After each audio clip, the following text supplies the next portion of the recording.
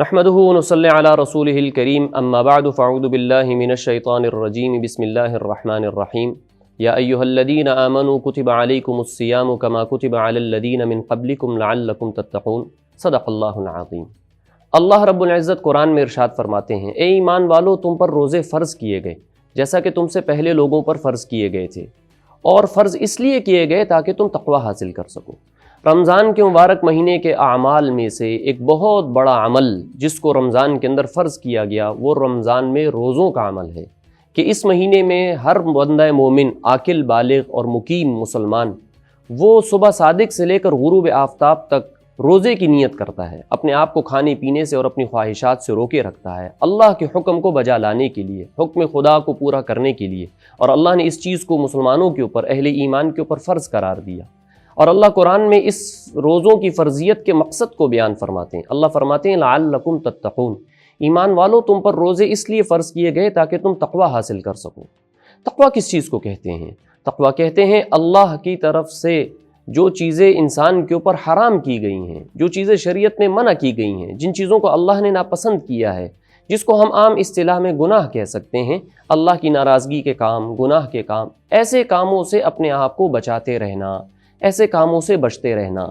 تو رمضان کے اندر اللہ فرما رہے ہیں کہ رمضان میں روزوں کے ذریعے سے تقوی حاصل ہوتا ہے، روزوں کا سب سے بڑا مقصد تقوی کا حصول ہے۔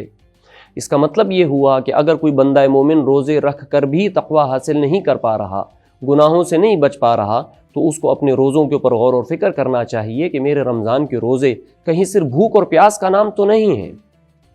کہ اگر مجھے مقصد عالی جو رمضان کے روزوں سے ہے اگر وہ حاصل نہیں ہو رہا، میں تقوی میری زندگی میں نہیں آ رہا، تو پھر اس کا مطلب یہ ہوا کہ رمضان میں ایک شخص بھوکا اور پیاسا تو رہ رہا ہے، وہ اپنے آپ کو کھانے پینے سے تو روک رہا ہے، وہ اپنے آپ کو خواہشات سے تو روک رہا ہے، لیکن دیگر گناہوں کے اندر مبتلا ہو کر اللہ کے نافرمانی کے کام کر کے وہ تقوی سے دور ہوتا چلا جا رہا ہے، تو اور روزے کے مقصد کو حاصل کرنے میں کامیابی حاصل نہیں کر پا رہا۔ تو رمضان کے مبارک مہینے میں اللہ رب العزت نے تقوی کے حصول کو ایک بہت بڑا مقصد بتلایا، قرآن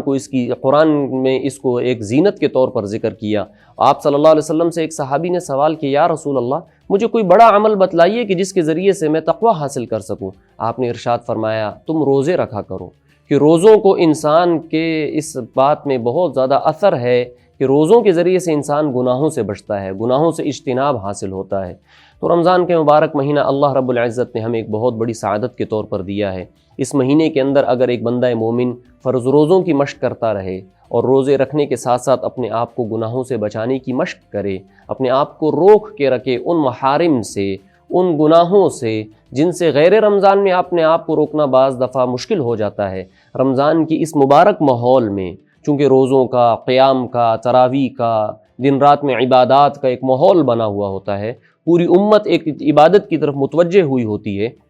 تو ایک اجتماعی ماحول کے اندر اپنے آپ کو ڈھالنا اور اس ماحول میں اپنے آپ کو گناہوں سے روکنا یہ انسان کے لیے آسان ہوتا ہے۔ غیر رمضان میں چونکہ اس طرح کا ماحول نہیں ہوتا تو بعض دفعہ پھر وہ انسان کے لیے گناہوں سے بچنا مشکل ہوتا ہے۔ تو رمضان کے اندر ہم سب مسلمان جو روزے رکھ رہے ہیں، جہاں تک یہ بات پہنچ رہی ہے، جتنے لوگوں تک یہ گفتگو پہنچے، ہم سب اس بات کی کوشش کریں کہ ہم روزوں کے ساتھ اپنے آپ کو گناہوں سے بچانے کی کوشش کریں، کہ کہیں ایسا نہ ہو کہ ہمارا روزہ صرف بھوک اور پیاس کا ایک نام ہو، ہم مشقت تو جھیل رہے ہوں، ہم بھوک اور پیاس تو برداشت کر رہے ہوں، لیکن ہم اپنے آپ کو اگر دیگر گناہوں سے نہیں روک پا رہے، ہم تقوی حاصل نہیں کر پا رہے، ہم تقوی کو اختیار نہیں کر رہے، تو صرف ہمارا روزہ بھوک اور پیاس کا نام نہ رہ جائے۔ تو ہم کوشش کریں کہ ابتدا سے ہی رمضان کے اس مبارک مہینے میں آئندہ جتنے روزے بھی باقی ہیں، ہم اپنے آپ کو اپنے روزوں کے اندر خاص طور پر گناہوں سے بچانے کی کوشش کریں۔ ہر وہ چیز جو میرے اللہ کو ناراض کرے اس سے اپنے آپ کو بچانے کی کوشش کریں۔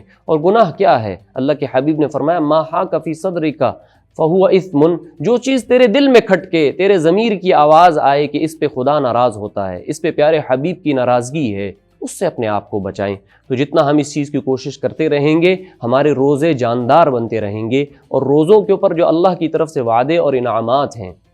وہ انشاءاللہ ہم سب کو ملتے رہیں گے، ان تمام فضائل کا ہم مصداق بنتے رہیں گے جو روزوں کے ذریعے سے حاصل ہوتے ہیں۔ اللہ رب العزت ہمیں اس رمضان کے مبارک مہینے میں اپنے روزوں کو قیمتی بنانے کی توفیق عطا فرمائے، اور اس مہینے میں رکھے گئے روزے اللہ رب العزت ہماری زندگی میں تقوی کے پیدا ہونے کا ذریعہ اور سبب بنائیں۔ ہم کوشش کرتے رہیں گے، اللہ سے مانگتے رہیں گے، تو رمضان کے روزے انشاءاللہ بہت ہی قیمتی اور نفع بخش اور نتیجہ خیز ثابت ہوں گے، ہماری زندگی کے اندر ایک بہترین تبدیلی کا ذریعہ بنیں گے۔ اللہ رب العزت ہم سب کو اس مبارک مہینے کے اندر اعمال صالحہ کے صحیح معنوں میں بجا لانے کی توفیق عطا فرمائیں۔ وآخر دعوانا ان الحمد للہ رب العالمین۔